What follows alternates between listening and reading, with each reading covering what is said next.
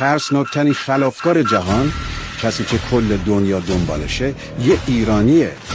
اسمش امید تحریریه، مردی که اسمش کنار بن لادن و الچاپو تو لیست خطرناکترین خلافکارای جهان ثبت شده. جالبه بدونید سال 2008 از یه زندان فوق امنیتی توی کانادا با بیش از 100 دوربین مداربسته و تدابیر شدید امنیتی تونست فرار کنه. از اون روز تا حالا یعنی 18 ساله که FBI و پلیس بین الملل دنبالشن، ولی حتی یه بارم نتونستن پیداش کنن. پلیس برای کسی که پیداش کنه 2 میلیون دلار جایزه گذاشته، اما هنوز هیچ سرنخی ازش نیست. وقتی اسمش رو توی گوگل سرچ میکنی لقب گنگستر بهش میده، لقبی که خیلی کم به کسی داده میشه.